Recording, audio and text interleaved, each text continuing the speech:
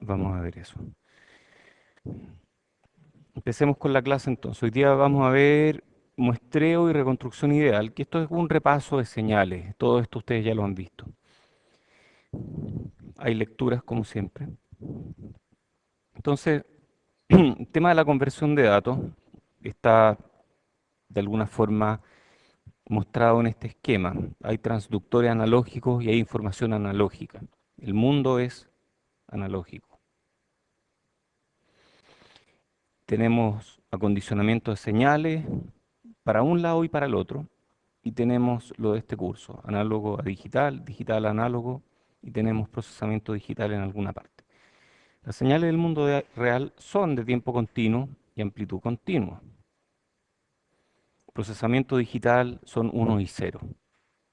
Pero eso es una abstracción para datos de tiempo discreto y que además están cuantizados. Amplitud discreta. A eso me refiero con cuantizado, es amplitud discreta. Cuantizado.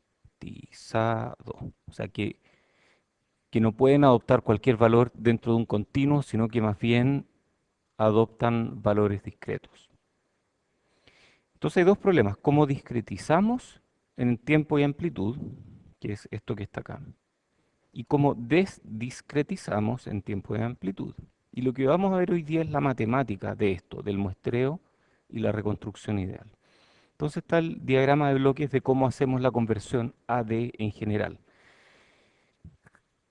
La conversión AD pasa primero la entrada analógica por un filtro anti-alias. ¿Por qué? ¿Por qué queremos este filtro anti-alias?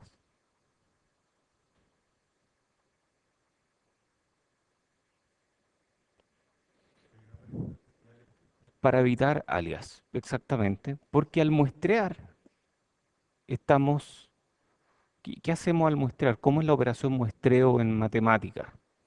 ¿Qué ocurre con el espectro cuando uno muestrea de manera periódica? Aparecen, ¿cómo le llamamos a eso? No le llamamos fantasmas, le llamamos de otra forma. Hola. ¿Ah? Réplicas, ok. Aparecen réplicas. ¿Y a qué frecuencia aparecen las réplicas? ¿En torno a qué frecuencia aparecen esas réplicas? ¿En torno a la frecuencia de muestreo, que le vamos a llamar FS en general? Entonces estamos muestreando y aparecen réplicas. Y para evitar que esas réplicas nos manchen, nos contaminen nuestras señales, nosotros usamos este filtro anti-alias. Y luego viene la cuantización, que conceptualmente significa cada uno de estos niveles muestreados, yo lo redondeo a un valor más cercano dentro de una lista de valores. Entonces el conversor AD hace dos cosas, muestrea y cuantiza. Y cada vez que muestreamos, nosotros tenemos que usar un filtro anti-alias. Así como cada vez que hay realimentación, tenemos que preocuparnos de la estabilidad. Cada vez que muestreamos en cualquier cosa, tenemos que preocuparnos de usar un filtro anti-alias. A veces el filtro no es explícito, a veces el filtro está ahí porque el ancho de banda de lo que viene atrás está limitado, por alguna razón. Otras veces no, otras veces hay que poner un filtro explícito. Y uno puede decir, "Ña, no importa, no importa. Mi señal está limitada en frecuencia, entonces yo no necesito un filtro anti-alias". ¿Es verdad o es mentira eso?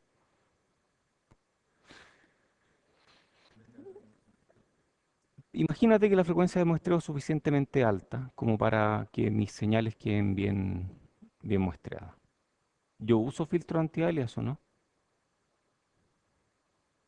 ¿Puedo prescindir del filtro anti-alias o mejor no? Que depende. ¿Qué pasa si es que hay ruido, por ejemplo? Y el filtro anti-alias podría eliminarme parte de ese ruido que realmente no ayuda en nada. Si no uso filtro anti-alias y hay ruido con un ancho de banda mucho mayor que el ancho de banda de mi señal, entonces ese ruido va a quedar muestreado y las altas frecuencias de ese ruido van a devolverse a las bajas frecuencias. Ese efecto se llama folding over, que como que las frecuencias altas aparecen en las frecuencias bajas. Y eso es pésimo, eso es horrible. Entonces, no queremos ruido, por lo tanto, típicamente nosotros vamos a usar filtro anti-alias. Luego viene la conversión de A, en que cada valor discreto se convierte a un nivel de voltaje. Oye, ¿y cómo sabe el conversor que el nivel 101001, por decir algo en un conversor de 6 bits, corresponde a un voltaje dado? ¿Cómo sabe el conversor a cuánto corresponde cada escalón en voltaje? ¿Me cachas la pregunta, no? Porque el conversor podría convertir arbitrariamente uno de estos números en cualquier voltaje. ¿Cómo sabe el conversor a qué corresponde, a qué voltaje corresponde cada escalón?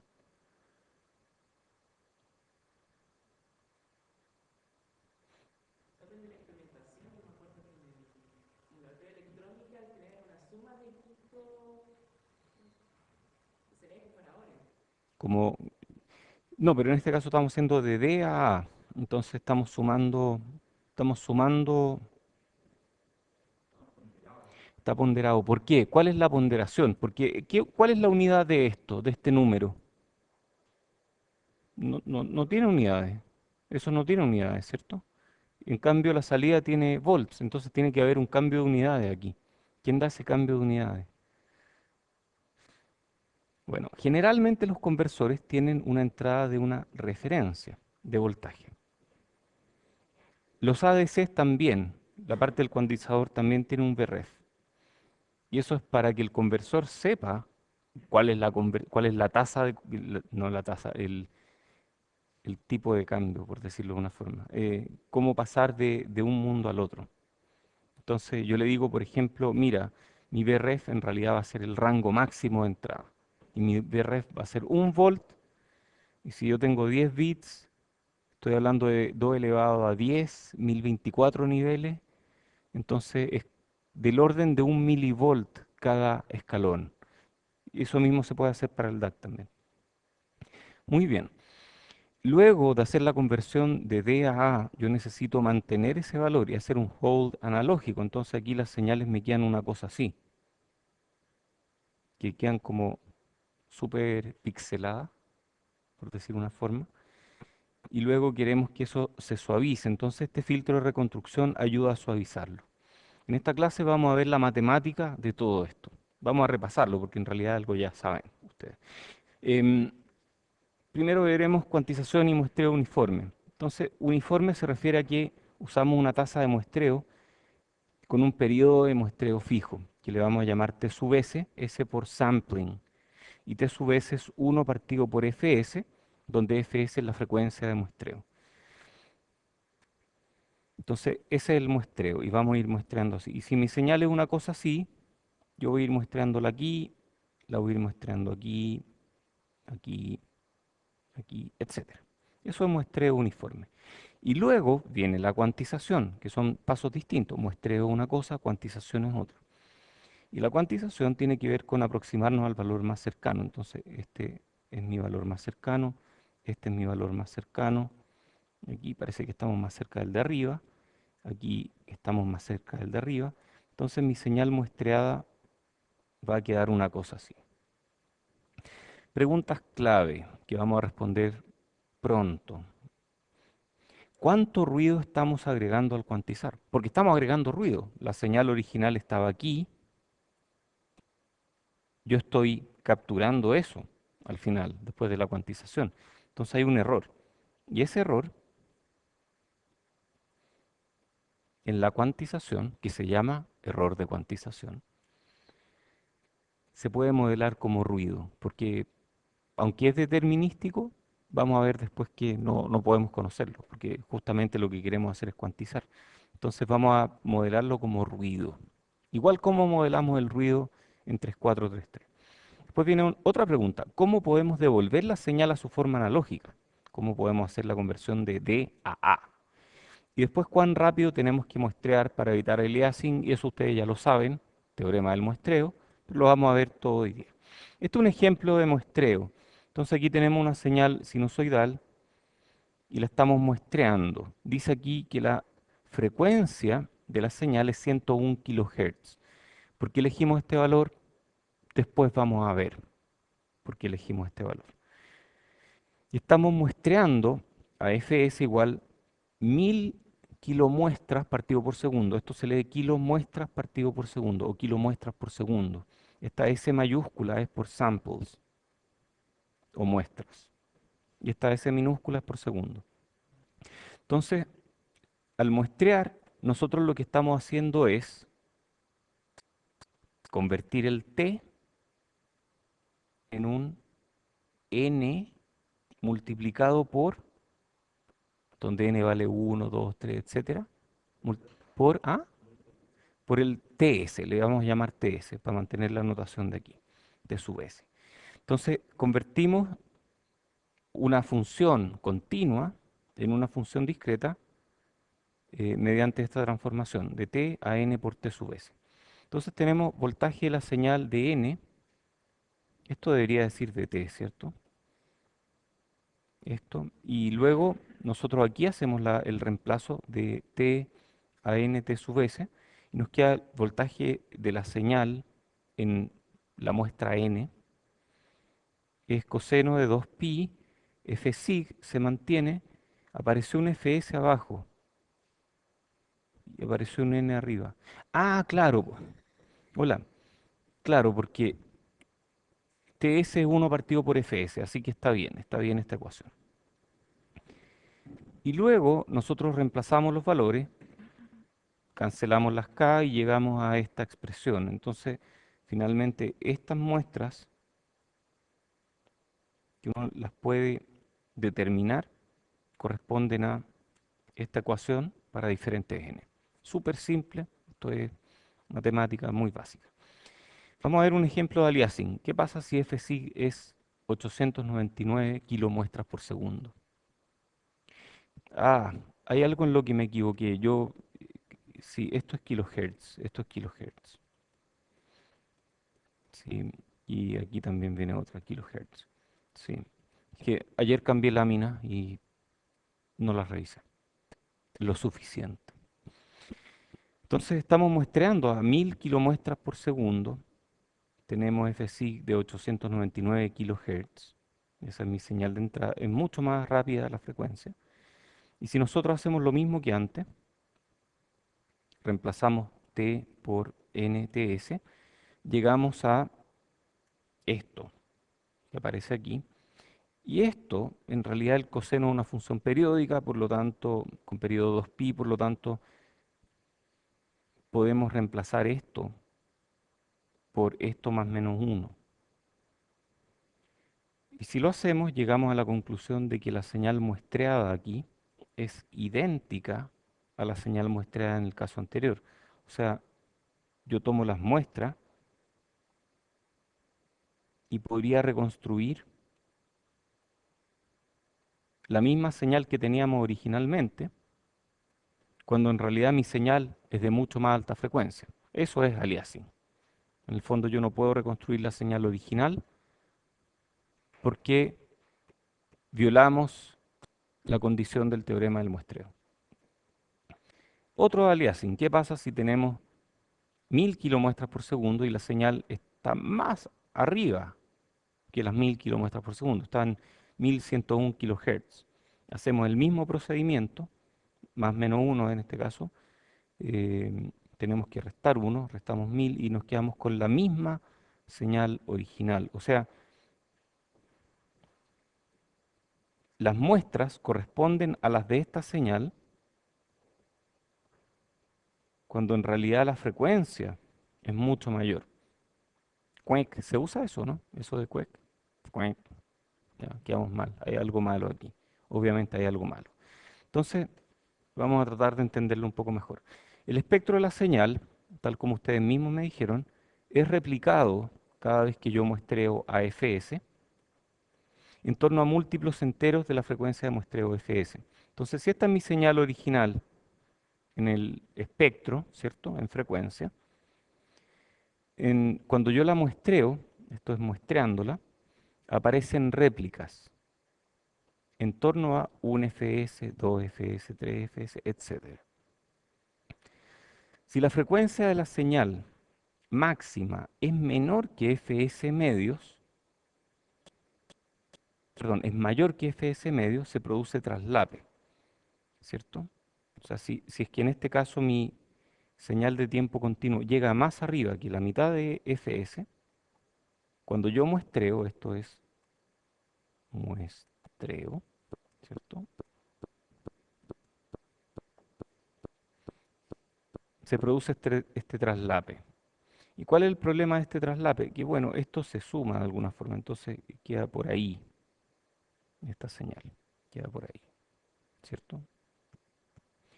Y si yo después quiero obtener mi señal original, lo que haría normalmente es filtrar y eliminar todo lo que está a alta frecuencia. Si yo hago eso aquí, no puedo replicar la señal original porque esta parte de aquí yo no sé cuánto viene de frecuencias más altas y cuánto viene de la señal original. Entonces, si yo violo el teorema del muestreo, si yo violo esa condición, no puedo reconstruir mi señal. ¿Cuál es la consecuencia del aliasing? Si yo tengo todas estas señales en tiempo continuo, entonces las pusimos en colores aquí para que se note súper bien. Tenemos la azul y la roja están bajo la frecuencia de muestreo, bajo la mitad de la frecuencia de muestreo, mientras que la verde y la naranja están sobre la mitad de la frecuencia de muestreo. Cuando yo muestreo, lo que hago es copiar esto en torno a múltiplos, fs, 2fs, etcétera. Entonces, esto mismo se replica hacia arriba y se replica hacia abajo, en torno a fs, a 2fs, a 3fs. Entonces, queda bastante feo, pero al dejarlo en colores se entiende más o menos bien. Entonces, este azul aparece en torno al 1fs, en torno al 2fs, en torno al 3fs, ahí aparecen las azules. Las rojas aparecen un poquito más alejadas, hacia allá y hacia acá. Lo mismo, ¿cierto? Las verdes aparecen más alejadas todavía. Entonces ahí aparece una verde y otra verde. No, perdón. Una verde está acá, la otra verde está acá. Una verde está acá, la otra verde está acá. Y así. Y las naranjas, la misma cosa. Entonces, si yo después quisiera reconstruir mi señal original y filtro esto y me quedo con esta parte de acá, vemos que no se parece mucho a mi señal original. Perdí información. La azul y la roja quedaron donde mismo, pero las que estaban por sobre la frecuencia de muestreo medios cambian su frecuencia. Esas señales se mueven en frecuencia. Entonces, las frecuencias fsig y n por fs más menos fsig se ven iguales en el dominio discreto. No hay forma de distinguirlas. Entonces, para evitar aliasing, tenemos que respetar esta condición. Frecuencia de la señal máxima menor que fs medio. Pregunta, ¿le falta un igual aquí abajo o está bien con el menor que? ¿Es un menor estricto o puede ser menor o igual?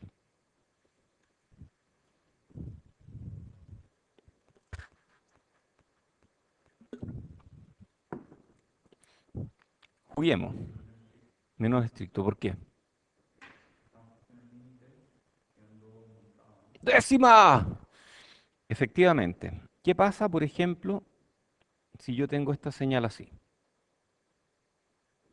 Y voy a mostrar justo en fs medios.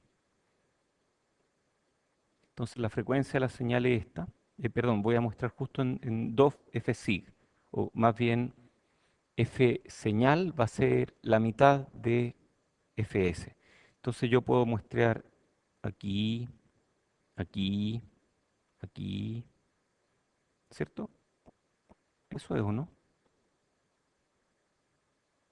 Ah, pero ahí igual podría reconstruir algo, ¿no? Ah, no, perdón. Vamos a hacerlo todo de nuevo. Vamos a hacer que fs, que esto sea ts, que este cuadradito es ts. Entonces, y yo quiero que f sig max sea menor que fs medios. Y yo quiero que sea igual a fs medios para probar esto. Entonces lo vamos a poner justo ahí. Entonces yo puedo muestrear dos veces. Voy a muestrear aquí y aquí. O sea, podría obtener puros ceros eventualmente. Podría ser que mi señal me dé puro cero. Entonces hay un problema y claramente hay un problema. O ya, digamos que voy a muestrear ahí. Ya ahí yo podría reconstruir algo, ¿no? Pero tal vez hay más de una sinusoide que puede pasar por ahí. Por ejemplo, si yo tengo solo esas muestras, podría reconstruir esta sinusoide o podría reconstruir esta otra sinusoide que pasa por las mismas muestras. Entonces, perdemos información. Efectivamente, si esto tuviera un igual, estamos perdiendo información. Por lo tanto, tiene que ser menor estricto. La tasa de muestreo FS2 F sigmax se denomina tasa de Nyquist y es muy importante en conversores de datos. Esta vamos a hablar siempre de tasa de Nyquist. Entonces, muestrear a Nyquist es muestrear a dos veces la frecuencia máxima de la señal. Bueno, ¿qué opciones tenemos? Muestremos tan rápido de modo de cubrir todas las componentes espectrales, incluyendo todas las que están fuera de la banda de interés. Y la otra opción es limitar la frecuencia de la señal máxima. Y eso es lo que hacemos típicamente. Usamos un filtro anti-alias, que en este caso vamos a hablar de filtro pared de ladrillo. ¿Saben lo que es un filtro pared de ladrillo? Un filtro que cae como una pared de ladrillo aquí. O sea, em, es un filtro con orden infinito, digamos, un filtro ideal. Eso es un filtro pared de ladrillo. Se le llama pared de ladrillo o ideal. Entonces, si filtramos esto, estas dos se van y luego al muestrear, toda la frecuencia alta, podríamos eventualmente filtrarlas de nuevo y volver a nuestra señal original. No hay aliasing, no aparecen señales que contaminan mi señal muestreada. ¿Preguntas de esto? Esto es simple, esto es algo que ustedes ya saben de señales, ¿cierto? Todos tomaron señales, ¿o no? ¿Sí? ¿Todos? ¿Todos? ¿Tú también? Todos, ya, ok. Entonces esto es algo que ustedes ya saben. En la práctica, los filtros anti-alias no son filtros tipo pared de ladrillo, lamentablemente. Entonces, porque son muy caros, hacer un filtro pared de ladrillo es muy caro. De hecho, hacer un filtro así es muy difícil, es imposible en la práctica. Podemos hacer aproximaciones. Entonces nuestros filtros en realidad tienen una caída ahí de, no sé, 20, 40 decibeles por década. Ojo, este filtro tiene que ser analógico, no podemos hacer este filtro digital. ¿Por qué? Está antes de muestrear, no podemos usar un filtro digital si estamos en el dominio analógico todavía. Entonces no hay vuelta, el filtro analógico es necesario. Muy bien, estamos entonces haciendo este filtro analógico y vamos a ver que típicamente nuestros filtros son con una respuesta de este estilo. Entonces aquí me atenúan, pero no me eliminan la componente. Está bien. Y aquí también me están atenuando y a mí me gustaría que esta me la eliminara. Y vamos a darnos cuenta de que el peor tono para hacer este muestreo, el peor tono es fs menos b, donde b es el ancho de banda de mi señal. ¿Por qué? Porque un tono parásito que está en fs menos b sufre relativamente poca atenuación debido a este filtro. Todo lo que está más arriba sufre más atenuación, ¿cierto? Todo lo que está más arriba de esto sufre una atenuación mayor. Entonces, este sufre una atenuación relativamente poca y cuando hay aliasing, o más bien cuando aparecen las réplicas en torno a fs, este tono, adivinen dónde cae. Justo aquí.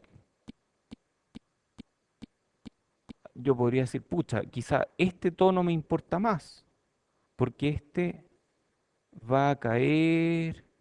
¿Dónde va a caer este tono? va a caer un poquito más a la izquierda, ¿cierto? Pero este tono sufre menos atenuación. Entonces, si quiero ver el tono más malo, el tono más malo está en Fs menos B, porque ese cae justo aquí, justo en el extremo de la banda de interés y sufre la mínima atenuación. Entonces, bueno, nosotros tenemos que muestrar más rápido que la tasa de Nyquist para lograr una atenuación adecuada, en una palabra, sobremuestrear. Cuando nuestro filtro anti-alias no es tan bueno, yo quiero sobremuestrear, entonces ojalá mover el Fs lo más arriba posible. Eso es sobremuestrear. Entonces sobremuestrear es muestrear más arriba de la tasa Nyquist. De nuevo, ¿qué era la tasa Nyquist? Era la tasa Fs igual 2 veces F sigmax. Y sobremuestreo significa mucho más arriba que la tasa Nyquist. No basta con un poquito más arriba. Un poquito más arriba es Nyquist. 10 veces más arriba ya hablamos de sobremuestreo. Entonces, sobremuestreo es, no sé, 10 veces más arriba que la tasa Nyquist. ¿Cuánto hay que sobremuestrear? Esa es una buena pregunta. Ah, yo puedo calcularlo con lo que sé de señales, etcétera. Pero aquí hay un súper buen gráfico que viene de este libro, que tiene por un lado Fs partido por F sig max. Mm. ¿Cuánto es Nyquist en este gráfico? Cuando Fs partido por F sig max. O sea, esto está, ¿cómo le llamamos a estos gráficos que tienen una división, un cociente? Entonces yo los puedo aplicar a cualquier cosa. Son gráficos súper útiles. Les llamamos normalizados, ¿cierto? Esto está normalizado a F sig max. Entonces, cuando Fs, ¿cuánto es Nyquist? Fs tiene que ser ¿cuántas veces F sig max? 2. Entonces, este de aquí, este es Nyquist. Entonces, este gráfico dice, mira, si tú tienes un filtro de primer orden y estás muestreando a Nyquist, por ejemplo, vas a tener esa atenuación. Si tú estás muestreando, esa es la atenuación del alias. Si tú estás muestreando a 10 veces Nyquist, tu atenuación va a ser eso otro. Entonces, con este gráfico uno puede calcular más o menos qué orden de filtro necesita. Entonces, a Nyquist realmente la atenuación es muy mala, ¿cierto? Pero si yo muestreo a 10 veces Nyquist y uso un filtro de tercer orden, mi atenuación del alias es casi en 1000 veces. Y ahí estamos súper bien. Entonces, no basta con muestrar a Nyquist, o no basta con muestrear un poquito más arriba de Nyquist. Hay un balance entre mi frecuencia de muestreo y el orden de mi filtro anti-alias. Estamos hablando de un filtro muy sencillo en este caso. Después vamos a hablar de cómo hacer buenos filtros. Pero esto es un filtro de menos 20 decibeles por década. Este es de menos 40 decibeles por década y así.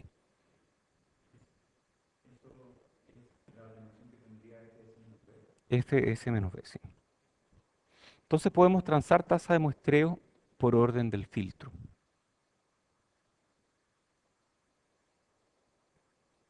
¿cierto? A ver, déjame confirmar tu pregunta. Supongamos que estoy muestrando a Nyquist, ¿cierto? Si estoy muestrando justo a Nyquist, que es, perdón, este de aquí, entonces Fs menos B cae justo aquí y mi filtro llega hasta acá. Entonces sí hay como menos 3 decibeles. Sí, me parece que eso es, me parece que es lo que tú me dices. En conversores de alta velocidad usualmente es muy caro o imposible hacer que Fs partido por Fsig max sea mayor que 10. O sea, es muy difícil llegar a este punto. Perdón, esto es 10 veces Nyquist. Es muy difícil llegar aquí. Por lo tanto, hay que usar filtros de orden elevado, ¿cierto? O sea, si no podemos ir más allá, tenemos que usar filtros de orden elevado para lograr la atenuación que queremos. Es porque consumiría mucha potencia, Exactamente, porque necesitaría hacer GMs partido por ID demasiado chicos para lograr que las capacitancias sean tan chicas que no te afecten el ancho de banda. Entonces sí, efectivamente consumirían mucha potencia. Muy bien, hablemos entonces de, esto ya lo hemos dicho, pero ahora lo decimos más formalmente, tipos de muestreo uniforme. Está el muestreo Taza-Nyquist, Fs mayor que 2 F sigmax, mayor, simplemente un mayor, mayor estricto, pero es mayor. Y esos son los conversores de datos que les llamamos a tasa Nyquist. Entonces hay conversores que hablamos que son a Nyquist, que siempre están levemente sobremuestreados. Después está el sobremuestreo, en que tenemos Fs mucho mayor que la tasa de Nyquist. Esos conversores de datos en que la tasa de muestreo es mucho mayor que la tasa de Nyquist, hablamos de conversores sobremuestreados. Entonces el filtro anti-alias se vuelve fácil. Si estamos sobremuestreando, si estamos, no sé, aquí, un filtro de primer orden ya me produce una atenuación decente y un filtro de segundo orden me deja muy tranquilo. Entonces, si yo sobremuestreo tal vez con un filtro de segundo orden, estamos bien. Por eso se habla de filtro trivial. El sobremuestreo también reduce el ruido de cuantización. De nuevo, ¿qué era el ruido de cuantización? Volvamos atrás. Vimos que cuando cuantizamos aparece un error y ese error se modela como ruido. Nosotros vamos a ver en muchas clases más, cuando hablemos de, más adelante, conversores sigma delta, esos son geniales, porque la matemática del conversor sigma delta hace que el ruido tenga una forma en frecuencia. Entonces eso se llama noise shaping, o darle una forma al espectro del ruido. Y si le podemos dar una forma al espectro del ruido, una forma que nos convenga, por ejemplo, concentrar el ruido a alta frecuencia, después es súper fácil filtrarlo. Y eso es lo que hace un conversor sigma delta. No solo sobremuestrea, sino que además mueve el ruido a alta frecuencia. Eso lo vamos a ver con matemática mucho después. Y la otra opción es submuestrear. ¿Alguien se atreve a submuestrear aquí? Es medio peligroso. A ver, un ejemplo de submuestreo estaría, por ejemplo, este es un ejemplo de submuestreo. Porque aquí la frecuencia de la señal del muestreo es mucho menor que la frecuencia de la señal, es menor que la frecuencia de la señal. Y cuando submuestreamos una señal que estaba, digamos, vamos a poner F aquí, esto es Fs, y mi señal estaba aquí, al muestrear, ¿cómo queda esto? Queda una aquí, queda otra aquí, queda otra ahí, después queda otra ahí, etcétera. Y después de filtrar, mi señal que originalmente estaba acá, aparece acá abajo. Originalmente estaba en 1101 kHz y luego de filtrar me aparecen 101 kHz. O sea, moví la señal. Podría servir para algo hacer submuestreo, ¿no? ¿Para qué sirve el submuestreo?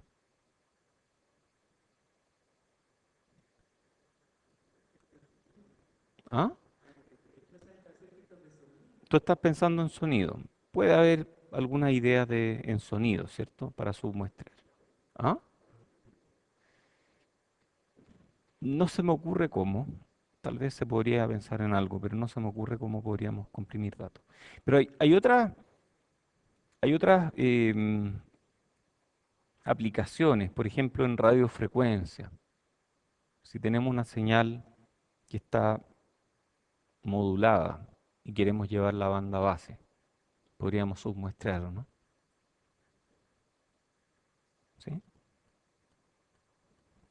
Y eso se puede hacer, pero es medio difícil. Entonces aprovecha efectos de aliasing para mezclar señales de RF o frecuencia intermedia en la banda base. Y aquí hay un ejemplo, este es un paper. Hacer eso igual es difícil. Y les cuento por qué es difícil. Porque cuando uno submuestrea, ¿dónde dejé mi gráfico? Aquí. Si yo estoy submuestreando, em, probablemente le voy a meter mucho ruido a la banda base igual. Entonces, cuando uno quiere submuestrear, realmente lo que hay que hacer igual es filtrar el ruido y luego submuestrear. Si no, se nos va a llenar de ruido. Algunos detalles aparecen en ese paper. Oye, y hay otro efecto del submuestreo que también es útil, que se usa harto y que aquí no sale, pero se llama algo así como muestreo coherente. Me parece que se llama muestreo coherente. Y tiene que ver con lo siguiente. Supongamos que yo tengo una señal periódica que tiene alguna forma rara y que esto se repite cada cierto periodo. Y está a muy alta frecuencia, pero a muy, muy, muy alta frecuencia. Mi osciloscopio no me da. Entonces, vamos a hacerlo, pero vamos a hacer esto en una lámina adicional. Entonces, imagínense que yo tengo una señal periódica, ¿de acuerdo? Entonces, para hacer la señal periódica vamos a copiar esto. ¿Cómo copio? Copiar, luego pegar y después pegar de nuevo. Bueno, aquí quedó. Ups.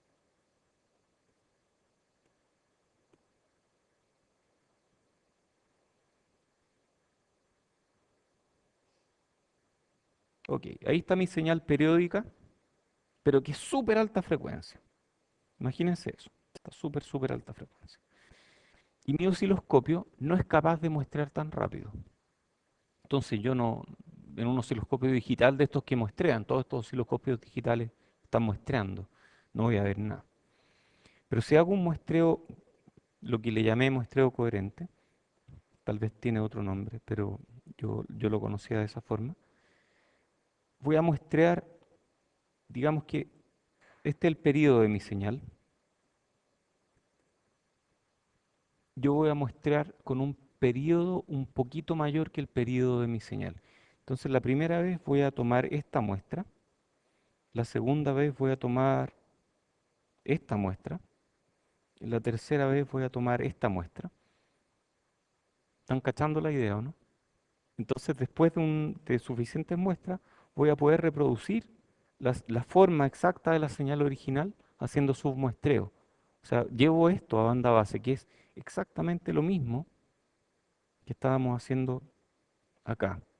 Algo que originalmente está a muy alta frecuencia, si yo lo submuestreo, puedo verlo mucho más lento. ¿Alguien tiene otro ejemplo de submuestreo, no? ¿Se han fijado las ruedas de un auto o alguna rueda que está girando rápidamente y uno no ve nada y luego le ponen una luz estroboscópica? ¿Saben lo que es una luz estroboscópica, no?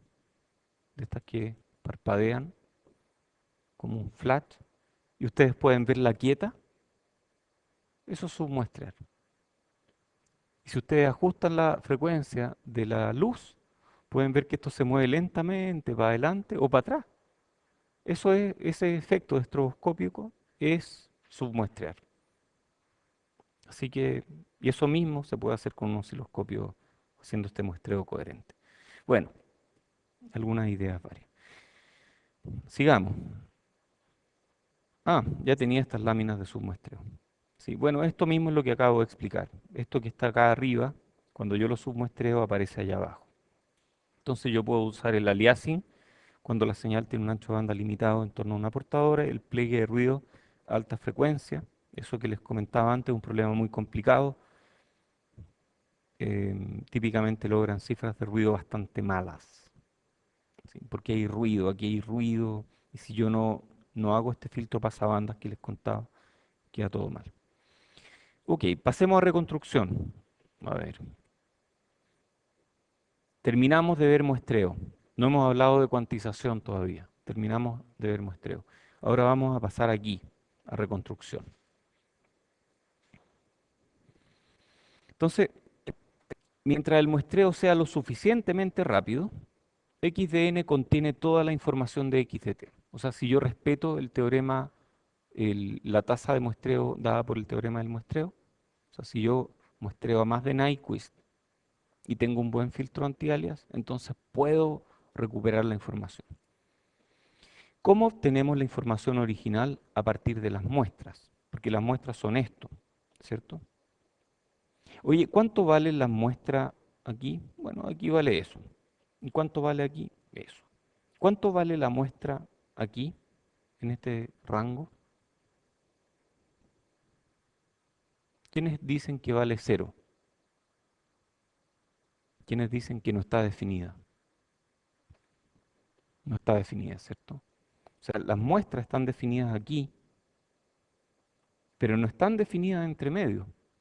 No tienen una definición matemática. X de n se evalúa en n entero, no se evalúa en n fraccionario.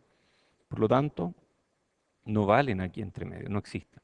Entonces, tenemos que pasar de aquí a una especie de interpolación. Entonces, a mí me gustaría interpolar esto. Lo malo es que la interpolación es no causal, porque yo tengo que saber qué muestras vienen después. Yo tengo que saber qué es lo que viene después para interpolar, a menos que le aplique un retardo, ¿cierto? La fórmula de interpolación ideal es esto que está acá, x de t. A ver, ayúdenme a entender qué es esta fórmula. X de t es una suma de x de n por algo que está siendo desplazado en el tiempo. ¿Cómo le llamamos a esa? ¿Ah? Es una convolución, efectivamente. O sea, es una convolución en el tiempo por algo que es un sinc. ¿Qué será un sinc? Un sinc en el tiempo, bueno, es no causal, efectivamente. ¿Cómo se ve un sinc en frecuencia? Como un rect. Ok, entonces mi convolución en el tiempo por un sinc equivale a qué cosa en frecuencia?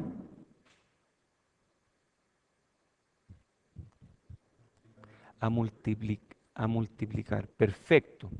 Entonces yo estoy multiplicando por un rect. ¿Y por qué hago eso? A ver, ¿cómo es mi espectro de las muestras en frecuencia?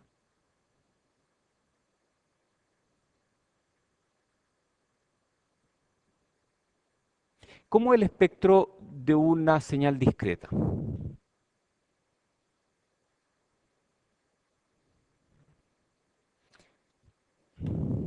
¿Se acuerdan de la serie de Fourier? Ok, entonces el espectro de una señal discreta puede llegar hasta infinito, pero es discreto. Y si asumimos señales periódicas, entonces vamos a hablar de algo así, periódico. Y si yo hago multiplicación por un rect, ¿qué le pasa a todo eso? Se va, se va todo eso. Entonces estoy haciendo como una especie de filtro. Ah, perfecto, estoy haciendo un filtro. Ese filtro de reconstrucción ideal es multiplicar por un rect para eliminar todas las altas frecuencias y quedarme solamente con las frecuencias bajas. Entonces el filtro de reconstrucción ideal multiplica por un rect en frecuencia o hace convolución con un sinc en el tiempo. Lo malo es que el sinc es no causal, entonces nosotros no podemos hacer esto. Aquí dice muy difícil hacer un circuito analógico que haga eso. Muy difícil. Es muy difícil entre comillas, es imposible. Es un chiste eso, es un chiste, ¿ok? Es imposible. Entonces, una forma de hacer reconstrucción es mediante retención de orden cero, que consiste en lo siguiente. Ok, yo aquí tengo una muestra, lo que vamos a hacer es sostener esa muestra hacia adelante, hacia la próxima muestra. Y esta la vamos a sostener y esta la vamos a sostener. Entonces, de esa forma, la señal que originalmente no estaba definida en este intervalo, ahora sí va a estar definida y va a valer lo mismo que valía en la última muestra. Entonces, si yo hago esto de retención de orden cero, o zero order hold, ZOH.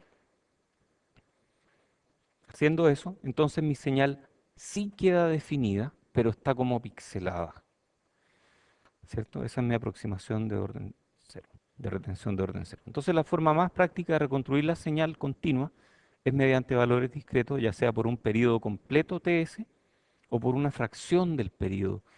Ah, yo puedo hacer una retención de orden cero por menos tiempo. ¿Y para qué me servirá eso? Ya vamos a ver para qué me sirve. Entonces, uno puede hacer la retención de orden cero por T sub S o la puede hacer por un periodo más pequeño, que creo que le llamamos T sub P. A ver, eh,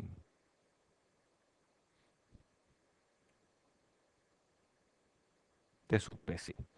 Entonces, vamos a ver cuál es el efecto sobre el espectro de la señal cuando nosotros hacemos retención de orden cero. Y vamos a hacer un análisis en dos pasos. Primero vamos a ver lo que pasa con pulso infinitamente angosto. Estamos haciendo pulso infinitamente angosto. Entonces, estamos haciendo una señal analógica que tiene valor cero aquí. Entonces, x de dt vale cero entre pulso. Eso es lo que estamos haciendo. Estamos convirtiendo la señal x de n, que no está definida entre muestras, y esa la estamos convirtiendo en x de dt, que vale cero entre pulso, ¿cierto? Y para hacer eso hacemos convolución con un delta que estamos corriendo. Entonces, la multiplicación en el tiempo, al hacer esta multiplicación en el tiempo, perdón, dije convolución en multiplicación, multiplicamos por una peineta en el tiempo, eso es lo mismo que hacer convolución en frecuencia. Entonces, el espectro resultante es de la señal original, eh, estamos... Ah, ¿y cuál es el espectro de un delta? Es plano, ¿cierto? El espectro del delta es plano. Entonces, es como convolucionar esta señal con algo que es plano. Entonces, es realmente replicarla varias veces, porque está la señal entera aquí, la señal entera allá. Entonces, esta señal se replica en múltiplos de 1 partido por TS. Ok. Entonces, el espectro, al pasar a señal continua, multiplicándola por esta peineta, es equivalente a hacer convolución. Entonces, esto aparece replicado en varias partes. El espectro contiene réplicas de x de f en múltiplos enteros de la frecuencia de muestreo, que eso es lo que nos dice esta fórmula acá. Y luego vamos a aplicar otra idea, que es hacer un pulso de retención con un ancho no despreciable. Entonces, en vez de hacer impulsos, como lo hicimos recién, vamos a aplicar pulsos de ancho no despreciable con ancho t sub p, donde t sub p es menor que t sub s, que es la frecuencia de muestreo. Entonces la señal continua resultante se obtiene mediante la convolución de la secuencia de Dirac, que teníamos dos láminas atrás, estos Dirac, con un pulso rectangular unitario de ancho t sub p, de ancho t sub p. Entonces el espectro corresponde, cuando hacemos convolución en el tiempo, eso es lo mismo que multiplicación en frecuencia.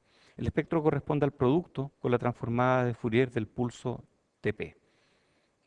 Y ese es el pulso Tp en Fourier. HP por Tp por sinc por... ¿qué es esta cosa?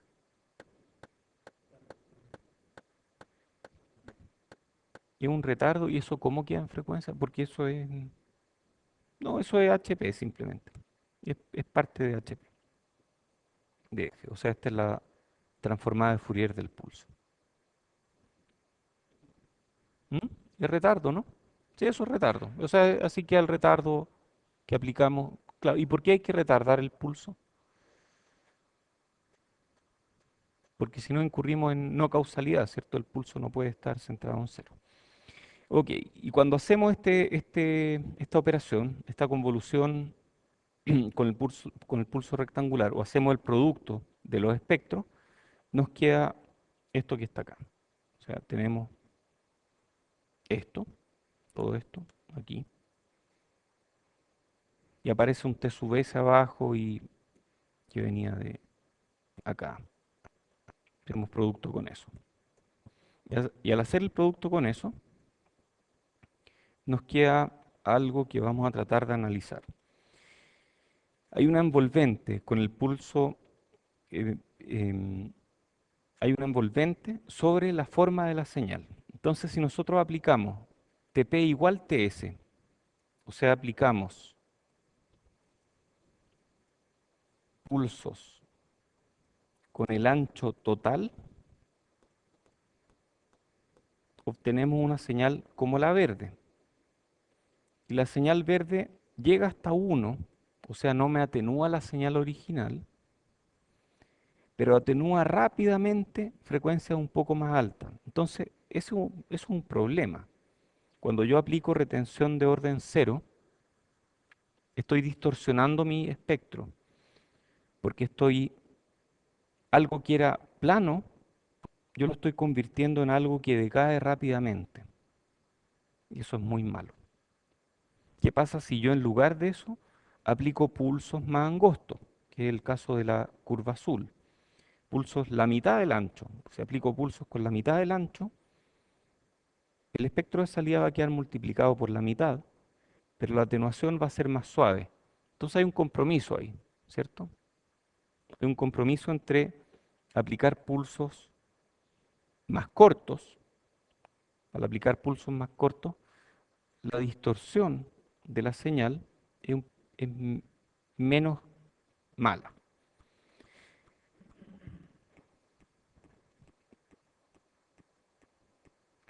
Entonces, cuando estamos reconstruyendo, si usamos retención de orden cero, la señal no queda igual al espectro original. Eso lo sabemos, no quedan iguales. Y esta es la forma en que queda la señal. Queda multiplicada por una envolvente. ¿Cómo se ve eso? Aquí se ve, po. Queda multiplicada por esta envolvente. Y eso es malo. Este es un ejemplo. Este es el espectro de la señal muestreada. Ahí tenemos que un espectro periódico está muestreada. El espectro del pulso que vamos a usar, que es este, por ejemplo. Este es el espectro del pulso. Y cuando yo los multiplico, me queda una cosa como la roja, una forma muy extraña. Y yo después de eso aplico otro filtro, que es el filtro de reconstrucción que tengo acá. Y ese filtro de reconstrucción me elimina todo eso y me deja solamente las partes de baja frecuencia. Y vemos que la parte de baja frecuencia, que es la línea roja, se parece a la línea azul, que es la original que queríamos reconstruir, pero no es igual. ¿Por qué no es igual? Porque el pulso de reconstrucción que estamos usando no es un sinc, sino que es retención de orden cero. Entonces la retención de orden cero resulta en que en vez de tener aquí un sinc, que en frecuencia se ve como un ladrillo, tenemos algo que en frecuencia se ve como un sinc y por lo tanto me atenúa algunas frecuencias más que otras. Lo ideal sería que esto fuera mucho más plano. Y para que sea mucho más plano, tengo que usar pulsos más angostos. Pero cuando uso pulsos más angostos, esto es plano, pero es más chico también. Entonces tengo que amplificar de alguna forma. Entonces hay algunas cosas que uno puede hacer. Por ejemplo, si mi señal que venía en esta azul era digital, yo puedo aplicar un preénfasis anticipándome a que mi pulso de reconstrucción me va a echar a perder mi señal. Entonces yo puedo hacer justamente este mismo, pero para el otro lado, en forma digital, y aplicarlo aquí. Entonces mi señal original le doy un preénfasis, y al aplicar el pulso de retención de orden cero, ese preénfasis queda multiplicado por esta señal, se cancelan, y yo obtengo exactamente lo que quería obtener. Bueno, y después de todo eso, después de la retención de orden cero, viene el filtro de reconstrucción que les comenté antes, que también le llaman smoothing filter, que igual que el filtro anti-alias sería ideal un filtro tipo pared de ladrillo, que se quede solo con la parte de abajo. En la práctica es un filtro suave, que decae suavemente, y eso es malo.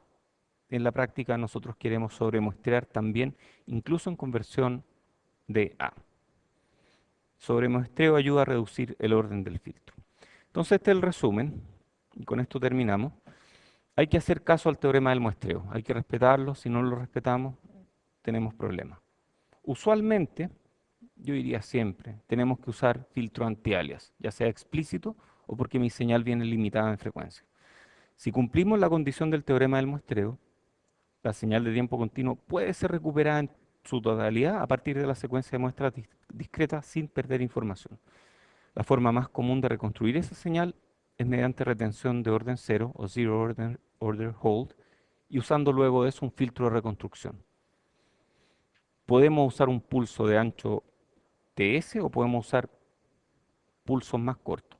Y puede requerir la aplicación de pre o post énfasis, esto que les comentaba acá, eso es preénfasis, podemos hacer post-énfasis para cancelar la caída debida a la envolvente del zinc. Para cancelar esta caída de mi señal, yo puedo usar un preénfasis o incluso un post-énfasis en el dominio analógico. El sobremuestreo reduce los requerimientos del orden de los filtros anti-aliasing y reconstrucción. Un último comentario. Es probable que ustedes diseñen un conversor análogo digital o digital análogo alguna vez. Es posible que nunca lo diseñen. Depende de lo que hagan en el futuro. Pero entendiendo este tipo de cosas, ustedes ya pueden sacarle mejor provecho a los conversores que ya están usando. O sea, si no usan, por ejemplo, un filtro anti-alias y se llena de ruido, ya saben por qué. Bueno, espero que aprecien eso. ¿Tú tenías preguntas? ¿No? Ya. Oye, lo dije antes de empezar,